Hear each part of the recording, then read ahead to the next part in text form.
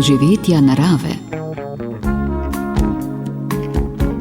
Dragi ljubitelji narave, dober dan in prisrčno pozdravljeni v zadnjem aprilskem petku. Res zanimiva zgodba dveh prijateljev, diplomantov filma oziroma fotografije je pred nami. V zelo oddaljene in mrzle severne kraje nas bo ta zgodba odpeljala in na misijon, v katerega življenje sta mladeniča vstopila zelo konkretno. V kraje, kjer ljudje živijo odmaknjeno v malih skupnostih, pogosto se srečujejo s težavami zasvojenosti, zlorab, depresije, a, kot sta zapisala, vendarle vztrajajo in se veselijo vsakega dne, ker je Arktika njihov dom. Pa poglejmo, preden odletimo tja daleč na sever, kako bo z vremenom ob koncu tega tedna. Takole smo slišali napoved zjutraj. Jutrišnji bo malce prijaznejši, čeprav še vedno v zelo skopo odmerjen soncem, morda proti Primorski nekaj sončnih žarkov, drugod pa bolj kot ne nič, ali pa res samo bolj naključno, kakšna luknja v oblakih. Torej, precej oblačno, predvsem v vzhodni in južni Sloveniji bo občasno še rahlo deževalo.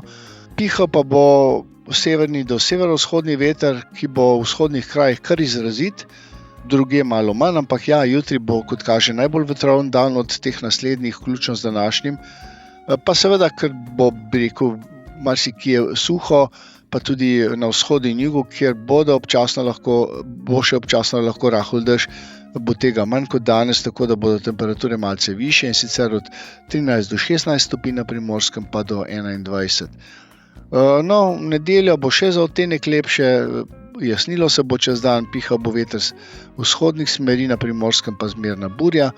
V ponedeljek pa prehodno zopet več oblačnosti, na Primorskem bo sicer sončno vreme, drugod pa sprejemljivo do pretežno oblačno in kakšna kratkotrajna manjša ploha popoldne ni čisto izključena v notranjosti Slovenije. Bo pa še za kakšno stopinjo topleje kot v nedeljo, tako da ja, če potem povzamemo tale potek vremena, počasi bo šlo na bolje, tako da prihodnji teden bo, bi rekel, kar precej sončno in spet prijetno pomladansko teplo, ne bo pa kakšnih izrazite še višjih temperatur. Jakob Čuk in Blaž Lesnik vas lepo pozdravljava ob začetku konca tedna in lepo vabiva k poslušanju. Timotej Cviren, Jaka Mojškrc, dobrodošla v doživetjih narave. Pozdravljeni, hvala. Pozdravljeni. Ja, sem prav vesel, da smo se srečali. Zdajle vajina zgodba Arktike prihaja na zaslone in odgovarjata na vprašanje novinarjev. Seveda tisto klasično je, kje se je rodila ideja za Arktiko, za misijon, kaj pa je spodbudilo, da ste izbrala prav Nunavut in sestro Dorico. Je bila to takšna izbira načrtna ali se je kaj drugega zgodilo? Jaka? To je bila v resnici precej nenačrtovana izbira, ker midva sva ravno diplomirala, preden sva šla, in to svoje znanje, ki sva ga pridobila na faksu, sva želela dati v prakso. In hkrati sva želela obiskati en del sveta, ki je nam nepoznan. In tako sva zašla pol na seznam slovenskih misionarjev po svetu. In edina, ki je takrat nam res padla v oči in ven štrlela, je bila sestra Dorica Sever, ker živi na Arktiki in midva tega prostora niti približno nisva povezovala z misijonom. Tudi mislim, da sicer povezujemo misijone z vročo Afriko najbolj. Točno tako, ja. Zato je bilo to precej nepričakovano odkritje za naju in ja, nama je zelo veliko radovednosti vzbudila. In so šla na en sestanek z misijonskim središčem in oni so nama povedali, da je Dorica govorila z njimi in da si je zaželela, da bi nekdo prišel tja kaj posnet, pogledati, kako tam živijo, in to je bil za naju en tak znak, da je to mogoče pot tega projekta, ki se odvija še zdaj v resnici. Ki se še odvija. Torej, vaju je prav povabila, je bila vesela te vajine ideje, ki je bila sprva samo obiskati, snemati, ne? Timotej. Tako, ja, jaz mislim, da je ona že tudi malo pogrešala nekoga, s komer bi lahko govorila slovensko, tako da je bilo fajn tudi za njo, da sva prišla. Seveda pa nismo vedeli, kako se bomo razumeli pred najnim prihodom. Izmenjali smo si nekaj e-mailov in slišali smo se mogoče 2-krat po videoklicu, ampak v resnici pa nismo vedeli, kako bo živeti en z drugim, pa tam, ker so hude zime si veliko časa noter en z drugim. Ampak smo se na srečo za vse tri zelo dobro ujeli in smo se imeli zelo dobro. Ja, rekla sta, da sta ravno zaključila svoj študij, pa mogoče se na kratko predstavite, odkot prihajate in študirala sta nekaj povezavi s filmom in fotografijo, ne, Jaka? Tako, jaz prihajam iz Slovenj Gradca, originalno. Midva s Timotejem sva se pol spoznala na Škofijski, kjer sva bila sicer v paralelkah, ampak to nas ni ustavilo, da skupaj delamo in se družimo in tako naprej. Se pravi, sta se spoznala že v srednješolskih časih, tako? Tako, ja, zdajle bo 10 let, odkar sva se spoznala. Ja, in jaz sem pol doštudiral fotografijo. Jaz sem pa doštudiral film na Grafeteju, drugače sem pa iz Ljubljane. Dobro sta se povezala in našla. Fotografija, film, ne? In skupna želja, da bi nekaj ustvarila, je zrasla že takrat ali sta se potem po študiju spet našla? Ja, nekako zametki so sigurno nastajali že v srednji šoli, potem pa v času študija sva se oba usmerila majčkeno bolj v svoje smeri, torej jaz malo bolj v film, Jaka v fotografijo, po koncu študija pa sva se, kot ste rekli, spet našla in skupaj opravila ta projekt. Ja. In odfrčala na Arktiko. Kaj vaju je, Timotej, najbolj presenetilo, ko sta stopila recimo v prostore misijona k sestri Dorici? Seveda, saj neka pričakovanja ima vsak, se pripravi, ampak je bilo kaj, kar vaju je presenetilo? Ja, na začetku sva živela v enem kraju, ki se imenuje Chesterfield Inlet in je zelo majhen kraj, samo 400 prebivalcev ima. Misijon pa je zelo velik, mislim, da je okrog 6-7 sob tam za spat, tako da mogoče me na začetku najbolj presenetilo, koliko je v bistvu velika zadeva to. No. Aha, sta pričakovala manjšo. Ja, v resnici nisva niti vedela, kaj pričakovati. Mogoče naj bo celo leto samo zeblo, mogoče bomo mogli, ne vem, vsake par ur drva vršiti na ogenj, ali ne, nisva res vedela, kaj sploh pričakovati, kako bojo že te osnovne stvari izgledale. Potem pa sva se to hitro navadila, da v bistvu je zdaj za nazaj mi čudno malo pogledati, da so mi bile te stvari enkrat nenavadne. No. Kaj pa temperatura, Jaka? Temperature, vedela sva, v kaj se spuščava. Tako, tu sta imela pričakovanja. Aha, ja. Na papirju. Ampak niso pa vedela, kaj to pomeni fizično. Ne? Torej, kaj se zgodi s telesom, ko enkrat začuti -50, -60. In moram priznati, da ni bilo zares take panike, seveda so za to kriva najna res dobra oblačila, ki nama jih je sestra Dorica priskrbela. Ampak ko imaš enkrat to vse oblečeno, se dejansko počutiš kar v redu. No, ni sploh, mraz ti ne pride do živega, vsaj prve 2 uri recimo. Pol pa dlje, kot si zunaj, manj ima veze, kaj imaš oblečeno. No, ampak ko je bilo potrebno snemati, ko je bilo potrebno iti ven na teren, je verjetno čas kar tekel, ne? Je, sigurno. Sva enkrat bila na enem zimskem lovu decembra, kjer smo bili zunaj recimo 4-5 ur in takrat sva se pol resno zbala za prste na nogah predvsem, no. Pa tudi takrat je najna kamera crknila. Saj, kaj pa oprema?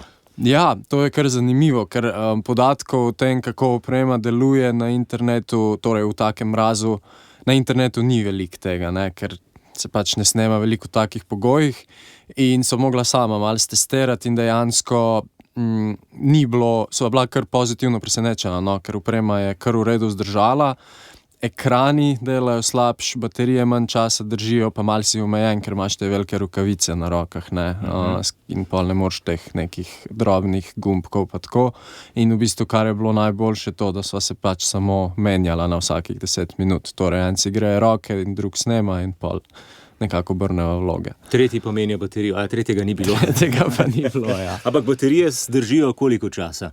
Mi sva imela večje baterije, no, tako da 160 kWh in to zdrži cel dan, v resnici. Imela sva 2 sabo, 3, tako da bi zdržala. Tudi v takšnih razmerah? Ja, mislim, imela sva jih v ruzaku ves čas, ker sva imela tudi grelce, zato da so vsaj malo ohranjali temperaturo, ampak sva jih na srečo vzela dosti sabo, da mislim, da bi midva bi bila šibkejši člen, no, kot pa baterije, tako rečemo. Jaka Mojškrc in Timotej Cviren sta gosta Doživeti narave. Arktika, slišali smo za vajino odločitev zgibe za to, da odpotujeta k sestri Dorici. Zdajle pa vaju prosim, da malce razložite tole območje. Jaz sem si tudi zdajle med tem našim pogovorom odprl ekran, da pogledamo območje Nunavuta, to je v bistvu zvezdno ozemlje Kanade, ki obsega del Arktike, je pa ogromno območje, ne?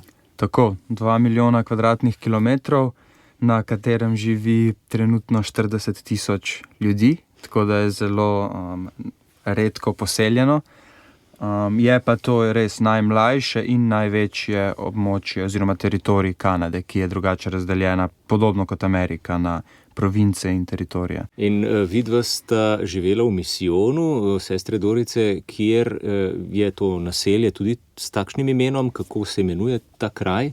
Mi smo živela v 2 krajih, prvi se imenuje Chesterfield Inlet, eno najstarejših oziroma celo najstarejše naselje tam, precej mejhno, 400 prebivalcev, potem pa je še Baker Lake, je pa drugo sladkovodna skupnost, mestece mečken večje, 2000 prebivalcev, kot omenjeno edina skupnost pri Inuitih, oziroma Eskimih, ki je sladkovodna, ker ni ob morju. Inuiti, Eskimi, je to sinonim? Ja, mislim, da je Inuit mečken bolj politično korektno. Dobro. In kakšne razmere vladajo tam, če lahko malce opišeta, Timotej, življenje v teh krajih? Recimo, ja.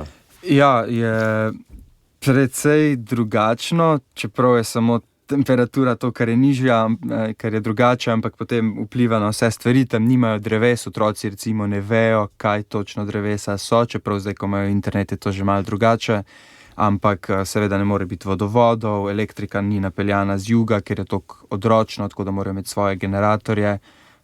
Večje stvari v mesto lahko pridejo samo enkrat na leto, ko led odmrzne in tja pride ladja. Tudi sadje in zelenjava sveže ima tam mečkan drugačen pomen kot pri nas, ker mora priti z letalom in tudi če je samo par minut zunaj na mrazu, ima to kar vpliv, predvsem na kakšne banane pa na takšne stvari, ki so bolj tropska sadja, pridejo tja malo zmahana pa tako. Ja, kaj pa je Jaka običajno na jedilniku za kosilo recimo? Odvisno pri komu, a zdaj pri nama.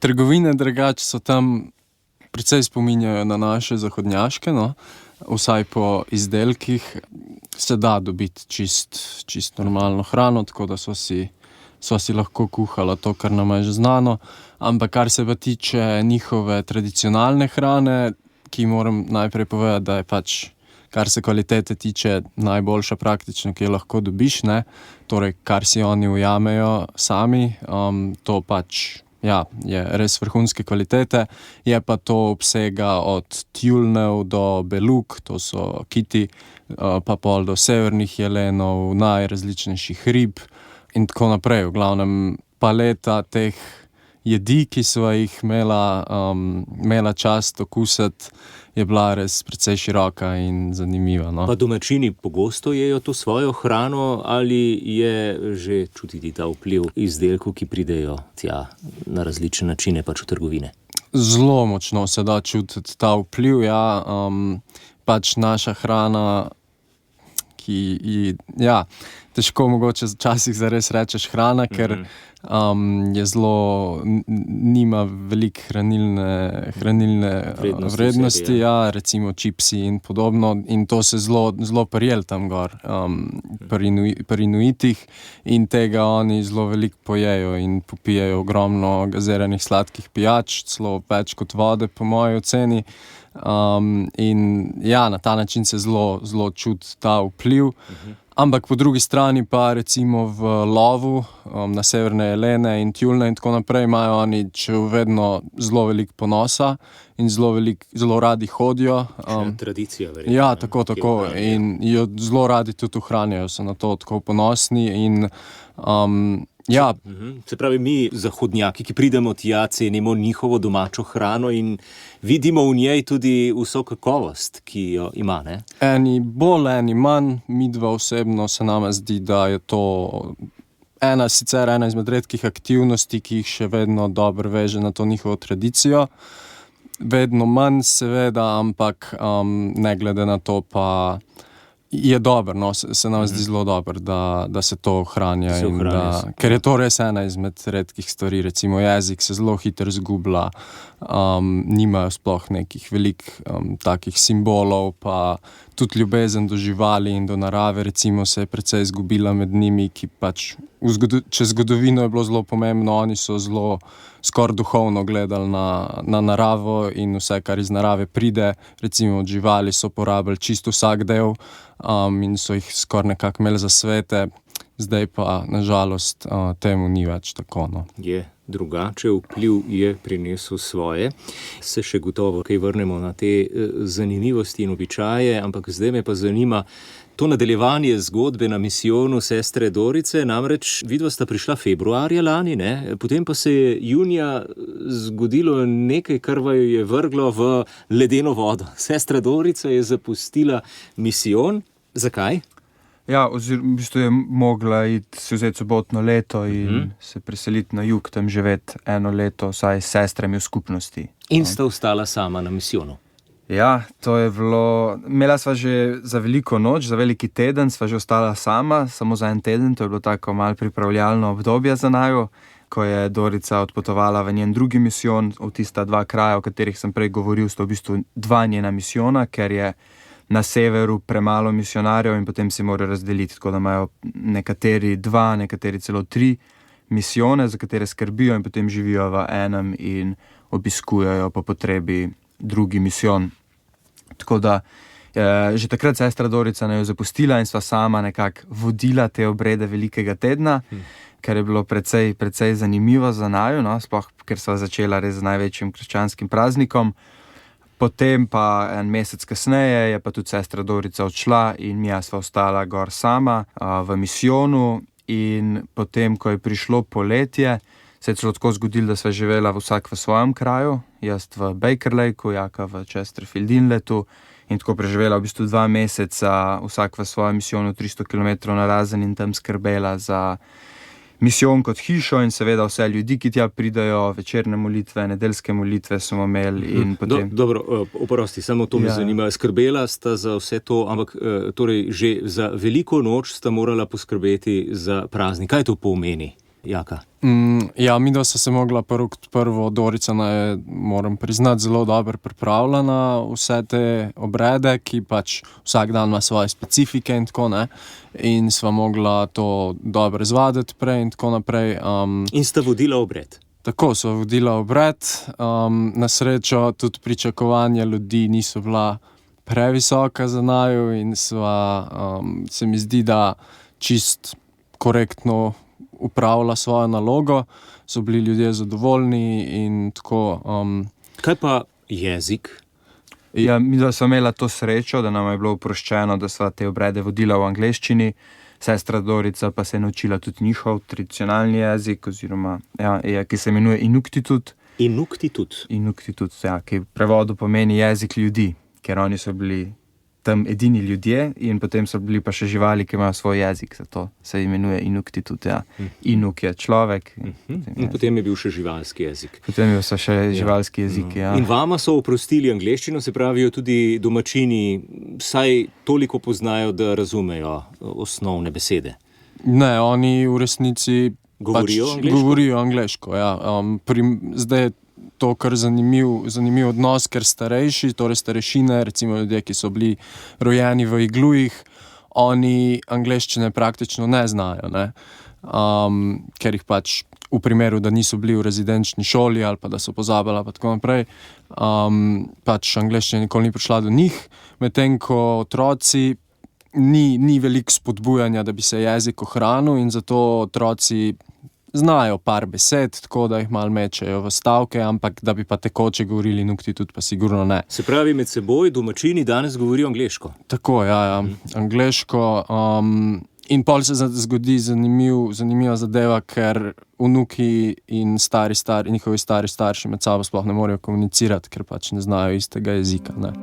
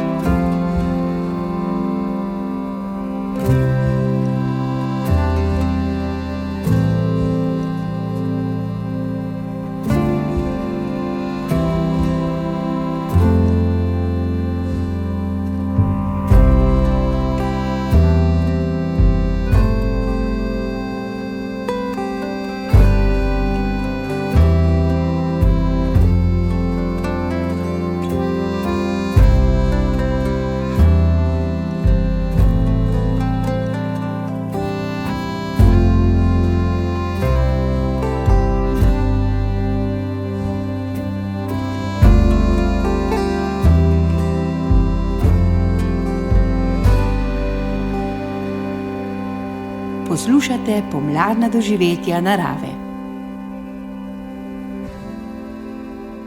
Kako je potem vse skupaj izgledalo na obredih? Koliko se jih je udeležilo domačinov oziroma ljudi? Tako med tednom oziroma ob nedeljah kakšne 5 do 10 v tem manjšem mestecu, za praznike pa jih je tudi prišlo do 40, v večjem mestecu pa je bilo tudi kar redno, 25 ljudi je prihajalo vsako nedeljo. Vsako nedeljo, potem smo imeli pa še vsakič po tem obredu še neko skupno kosilo, ki se ga tudi mi da pripravlja. Za tudi 40 ljudi?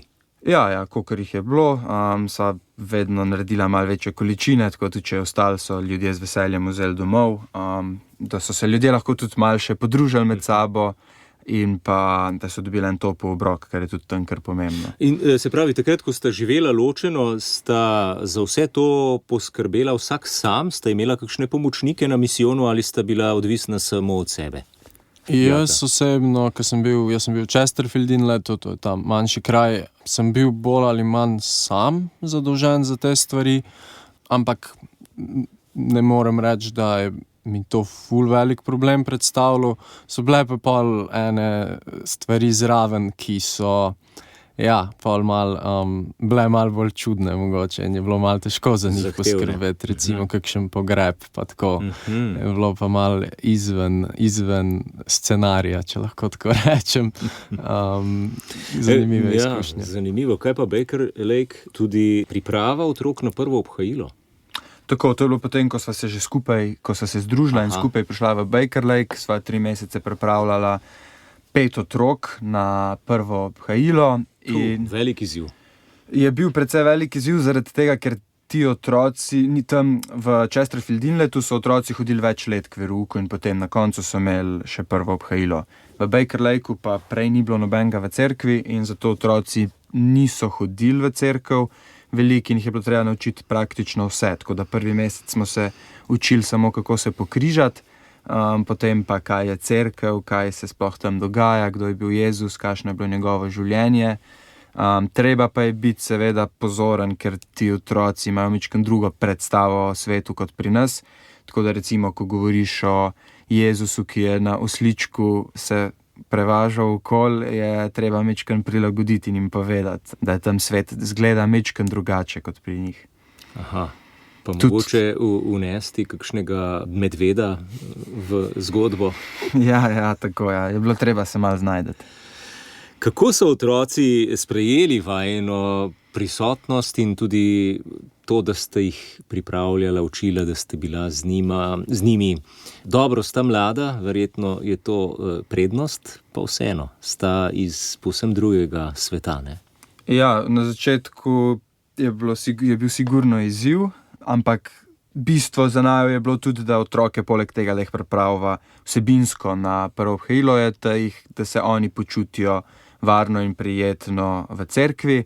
Sicer so bili na začetku majčkeno sramežljivi, ampak potem, ko so se pa sprostili, so se pa dobro sprostili, in so zelo radi tudi se vračali nazaj v cerkev. Jaka so gotovo tudi izzivi zaradi tega, kar smo prej govorili, drugačen način življenja kot nekoč. Tu pri nas so izzivi recimo s pametnimi telefoni, ki imajo vsa pamet v rokah. Je tudi tam že tako? Absolutno, ja. Je kar zanimiv fenomen, ker mogoče starši in posledično otroci ne znajo čisto nujno kritično presojati, kaj je za njih dobro in kaj ne. In če uživajo v eni aktivnosti, marsikdaj avtomatsko pomeni, da je tudi za njih pomeni, da je tudi dobra za njih. Torej, če jim je fajn biti na telefonu in fajn igrati igrice, to že mora biti dobro za otroka, ne? Starši tako gledajo, kar je dobro zame, je dobro tudi za otroka. Ja. Mislim, v čemer uživajo. V čemer, kar si otrok želi, to je tudi dobro za njega. Tako. Kar si otrok želi, je dobro zanj. Tako nam je ena družina se kar pritoževala, koliko morajo veliko čokolad kupovati za njihove otroke, stare 1 do 2 leti. Ker si to želijo. Ker si to želijo, ja. In to tudi pol dobijo. Ja, tako. In če si zaželijo nov PlayStation, pač se našpara denar in se kupi nov PlayStation. In tako precej zanimive dinamike, ki nama zares niso niso bile jasne, sva se jih trudila razumeti in sva se mi zdi, da jih razumela, ker pač zavedanje še ni čist nujno na takem nivoju kot naše. In ja, večkrat so pol otroci k meni prihajali v misijon in sem jih vprašal, pač recimo so bili ob enih popoldan celi zaspani in sem vprašal, kdaj so šli spat in so rekli ob 7 zjutraj. In je bilo to malo čuden in sem vprašal, kaj pa delajo. Ja, sem na TikToku recimo celo noč. Pa je bilo potem kaj priložnosti za pogovor s starši? Vemo tudi, da je med Inuite prišel že dolgo nazaj alkohol, potem družinske razne težave in vse to vpliva na družinsko vzdušje, ne? Ja, sigurno. Predvsem v Baker Lakeu pa v drugi polovici, tam, kjer sva zaključila tudi najno odprav v zadnjih mesecih, ko so se ljudje malo navadili, da sva midva v cerkvi in da sva tam za njih in tako so nama zaupali, naj jo videli, so začeli prihajati k nama pol svojimi raznimi travmami in stvarmi, ki jim pač ležijo na duši in jih je bilo potrebno dati ven.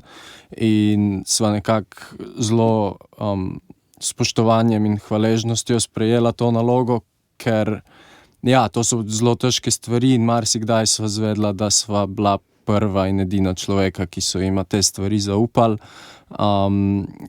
Te pa to sigurno zelo močno prizemlji in postavi v perspektivo tvoje lastno življenje, ker stvari, čez katere grejo na dnevni bazi praktično ti ljudje, so težko predstavljive, čisto iskreno. No. Ja, neverjetna zgodba. 2 mladeniča, ki iz Slovenije gresta na Arktiko, zato da posnameta film, potem pa postaneta duhovnika, spovednika, terapeuta, ne vem kaj še vse. Tako, ja. Timotej, kako sta se potem znašla v tako zahtevnih vlogah? Ja, kot omenjeno je bil to na začetku sigurno precejšen šok, ampak v tem prvem obdobju 2-3 mesecev je bil šok nekako normalno stanje, tako da sva tudi to sprejela, tudi nekako se nisva počutila, da imava velike izbire, niti nekako sva šla s tem, kar nama je izkušnja prinesla. In na koncu je bilo to sigurno vredno in za njim zelo zanimivo. Sta potem, recimo proti koncu leta, ko sta zaključevala to obdobje, rekla, no zdaj pa že stvari gredo, stva razumela, kako je treba tukaj se z ljudmi ukvarjati, torej sta dobro se zasidrala v to, kar sta počela. Malo začutiš, ja, kako stvari tam potekajo, da sva pa prav razumela ali pa da so imeli stvari na koncu kaj več smisla kot na začetku, to pa ne vem, no, če si upam trditi, ker je res svet tam zelo, zelo, zelo drugačen kot pri nas. Kdaj se je sestra Dorica vrnila? Sestra Dorica trenutno, po mojih informacijah, je še v Torontu, ampak ne bi se vrnila, mislim, da v roku 1 tedna, če se ne motim. Pride na obisk v Slovenijo, ampak načeloma je pa zdaj stacionirana na jugu Kanade, ja, v večmilijonskem mestu. Timotej Cviren, Jaka Mojškrc sta gosta Doživeti narave. Neverjetna zgodba je to, misijonska zgodba, kjer sta pravzaprav skrbela za 2 kraja, 2 misijonski postojanki. Ob tem pa seveda nista pozabila na svojo prvotno nalogo posneti film. To je bila ideja in posnela sta kar precej ur. Tako videogradiva kot fotografij, tega se je nabralo veliko, Jaka. Res je, ja.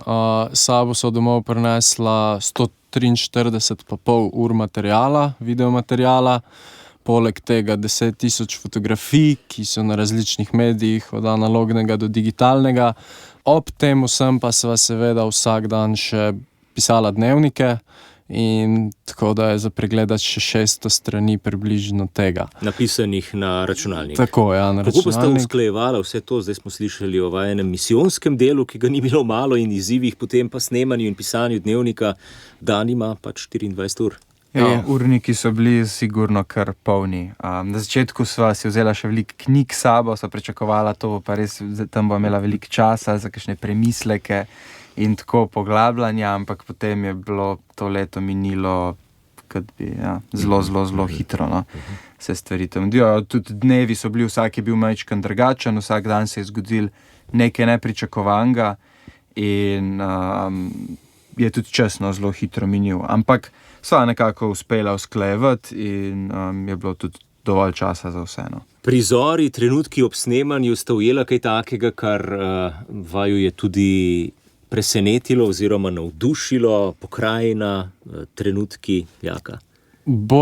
Midva so se aktivno sprobala posvetiti in približati najinim protagonistom, ker sva želela nekako ujeti te zadnje momente inuitske kulture oziroma kako se ta meša z našo kulturo, ki je veliko močnejša, veliko agresivnejša in zelo aktivno spreminja njihovo kulturo, in sva se v bistvu probala nekako na psihološki ravni posvetiti njim, kako oni razvijajo svoje zavedanje v tem novem svetu, ki ga imajo.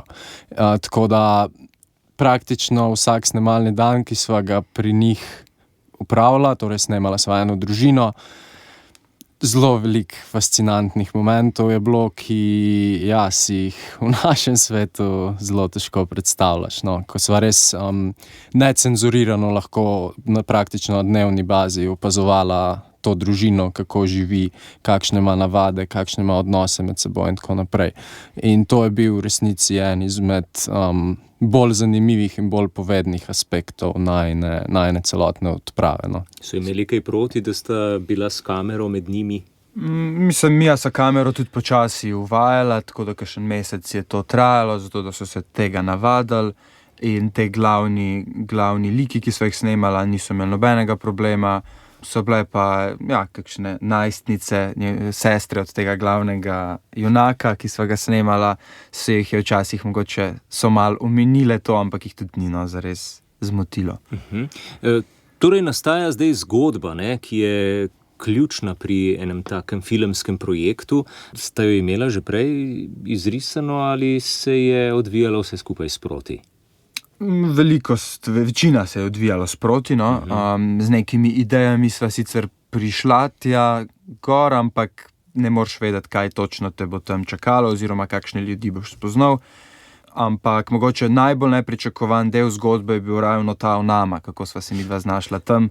In kaj vaju je potem čakalo, ne? Tako da sva v bistvu tudi snemala potem sebe in najina doživljanja tega, nekaj, kar na začetku nisva pričakovala. Tako da se je ta zgodba nekako vzporedno tudi z zgodbo o Inuitih oziroma o eni družini skoncentrirala se na enega fanta, ki je približno najine starosti, tako da imamo neko neposredno primerjavo med tem, kako izgleda najino razmišljanje, življenje in tako. Praznovanje velike noči, recimo, ravno, ko smo tudi zdaj v tem času, vidva sta ravno padla noter v tem času, ne? In dobila tudi potico za praznovanje iz Slovenije. Ja, res je. Točno leto dni nazaj, ne? Tako recimo, ja. Potica je pa prišla po pošti. Jo je poslala ena Doričina prijateljica. Dobila sva jo pa tudi letos, decembra, ki je bila sicer namenjena za to veliko noč zdaj, ampak tista je pa prišla majčkeno plesniva, tako da žal včasih pride, včasih ne. No. Ja, dolga je pot do Arktike oziroma do krajev, kjer sta živela, res zanimiva zgodba in zdaj seveda še veliko dela, ki je pred vama, zato da vse to gradivo zaživi v končni obliki. Se bosta še kaj vrnila na Arktiko? Kakšni so načrti? Prav konkretno, neki orisi načrtov so, ampak pri nama je glavna stvar želja. No. Želja je velika, da bi se tja vrnila in tudi videla te ljudi spet, kako živijo, otroke, mogoče kako bojo malo zrastali in tako. Verjetno pa kakšno leto bo zdaj sigurno še v Sloveniji, potem pa vidimo, kako naprej, ampak mislim, da naj jo bo sever še videla. Kako je morda ta izkušnja misijona vplivala na pogled na življenje, na vero, na medčloveške odnose, misijon na Arktiki, Jaka? Ja, midva smo imela zelo veliko enih pogovorov tam. Zdaj, kako se manifestirala cela ta izkušnja, se po moje začenja kazati šele zdaj.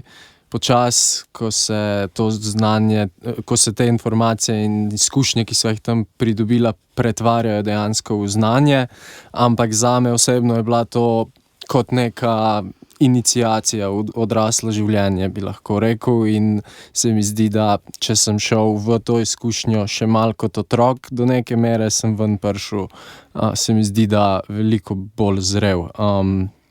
Tak imam jaz pogled, no. Pa Timotej? Ja, se strinjam. Je pa tudi zelo veliko enih stvari, ki jih tam niso imela dostopa, so pa tukaj v Sloveniji nam samoumevne, kot je pitna voda iz pipe, prekrasna narava, gore, drevesa, precej prijetna temperatura, no, še vseeno v primerjavi s tem, tako da se majčkeno bolj mi odprl oči za vse, kar imamo tukaj v Sloveniji in mogoče neka hvaležnost tudi iz tega izhaja. Kaj pa bi rekli recimo mladim, ki razmišljajo o prostovoljstvu, misijonskem delu? Recimo, če bi vidva, preden ste šla, vedela, kaj vaju čaka, bi se kljub temu odločila ali ne? Ja, jaz mislim, da še s toliko večjim veseljem bi se odločila. A res? Če bi Brez vedela, da bo ene to same dileme. bogata Ampak vseeno izkušnja. strah pa pričakovanje, kaj bo, ne, je pa verjetno velik, oziroma je težko se za nekaj odločiti mlademu človeku. Kaj bi mu rekla? Ja, v retrospektivi bo vsaka izkušnja zabavna, zanimiva, vredna tega, da se je zgodila, bi rekel. Včasih je treba majčkeno potrpeti, no, se strinjam. Kdaj je bilo najhuje, recimo? Ja, zame verjetno že pred odhodom, sama pot tja, ker res nisem vedela, kaj pričakovati. Veliko so nam tudi govorili o tej izolaciji med zimo, ker si noter in to nekaj, kar pol v resnici nisva čutila veliko. Mogoče je malo ta nizka energija potem po zim, ko so zelo, zelo kratki dnevi. Drugače najhujše bi pa verjetno bilo ravno takrat, ko smo bili na zimskem lovu, enkrat pa je bilo precej mraz, pa nisva bila prepričana, kako bo s prsti na nogah. No, takrat je bilo pa prvič, ko sem bil majčkeno bolj nervozen, kaj se bo zgodilo. Timotej omenja vremenske oziroma podnebne razmere. Kaj pa recimo, Jaka, odnosi z ljudmi, no, in samo poslanstvo, vajno delo? Ja, isto tega niso vedela, kako to bo, kako naj jo bojo sprejeli in tako naprej, ampak ljudje so tam toliko zelo odprti bili do naju, da res v resnici skoraj nisem mogel verjeti, da lahko spletemo en res tak poseben odnos, ki smo ga spletali, in še vedno smo zelo veliko na vezi, si pišemo po Facebooku in oni že nestrpno pričakujejo, da prideva nazaj. Tako da, kar se tiče tega socialnega vidika, je zelo, zelo, zelo pozitivna izkušnja bila vse skupaj. Da je šlo kdaj tudi ven izven scenarija, ne? Absolutno. No, se to je mogoče še malo celo pomagali pol na koncu, da sva mogoče še malo več zaupanja pridobila iz tega vidika. Jaka, Timotej, zdaj za konec, res izjemna zgodba je in delita jo po slovenskih župnijah. Pripravljena sta priti kamorkoli, kjer vaju povabijo, sta bila že marsikje, ne? Tudi seznam vajenih pričevanj je že, mislim, da na spletu, ne, Jaka? Se kar hiter updata oziroma posodablja. In ja, zdaj sva v marcu in aprilu sva odpričevala 18 pričevanj približno po čist celi Sloveniji, od Tolmina pa do Blok pri Cerknici, in brez izjeme je bil odziv na najina pričevanja in na najino zgodbo in zgodbo Inuitov zelo, zelo pozitiven, zelo veliko dobijo spodbude in ja, midva se zelo veseliva prideti čisto vsako župnijo, ker po eni strani spoznavava te malo bolj skrite kotičke Slovenije in hkrati na novo odkrivava ljubezen do te naše prelepe dežele. Po drugi strani malo vidva, kako se ljudem sploh zdi vse to skupaj, kar sva midva dala čez. In ja, kot sem rekel, zelo pozitivna izkušnja in zelo, zelo sva odprta, da bi imela teh pričevanj več in da bi še več ljudi lahko nekako ozavestila, kaj se tam dogaja, kako tam stvari izgledajo in kako sva midva kot Slovenca, ki sva tukaj odraščala, kako sva se znašla tam, kako sva stvari tam opravljala in tako naprej. In ja. Torej, poziv župnikom, župnijam, z veseljem, Jaka in Timotej, pridete s seboj, prinesete kup fotografij in videomateriala, ne, Timotej? Tako, zelo, zelo zanimiva predstavitev je, bogata s fotografijami, pokaževa en kratek video, prineseva tudi sabo svoje bunde, da si lahko ljudje vidijo, v čem sva bila tam oblečena in nekaj rokavic, kar sva zaenkrat uspela prenesti s sabo. Tako da vabljeni, če bi želeli, da se oglasiva v vaši župniji, da pišete na misijonsko središče ali pa na e-mail kdf.sever@gmail.com.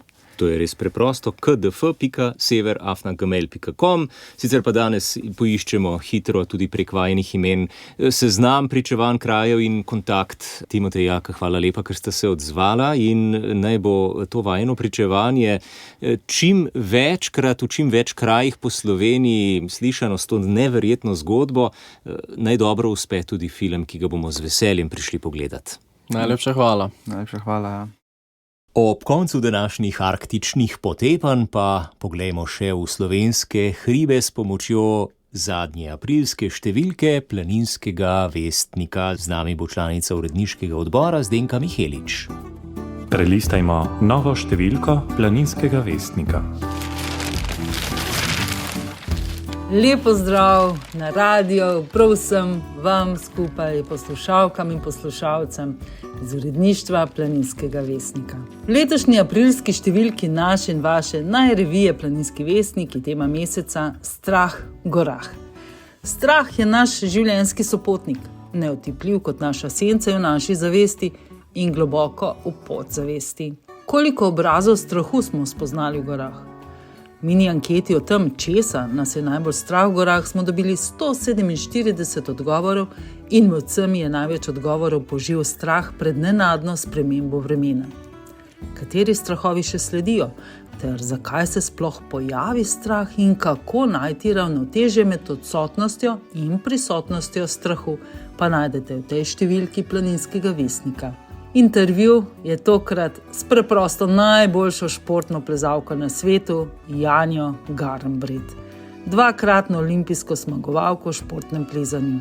Pišemo o kozlovski sodbi v Mojstrani, naši predstavi ob 130-letnici Vestnika, pišemo tudi o Franu Kocbeku, aljažu iz Savinjskih Alp. Z družino Jeran se potepamo v magične deželi gostoljubnih ljudi, v Karakorumu in Hindukušu. Plezamo pa na državnem prvenstvu v tekmovalnem lednem plezanju v Domžalah.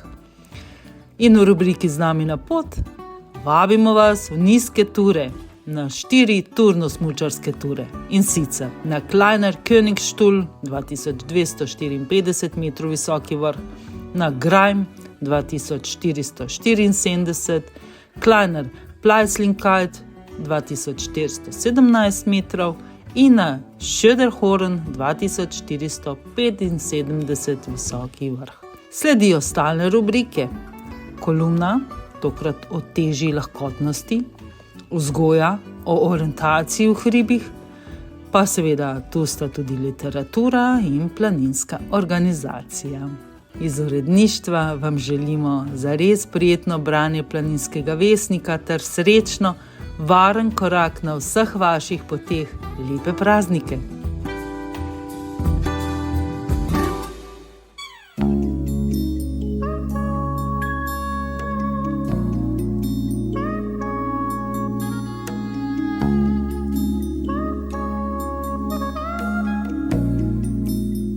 Doživetja narave.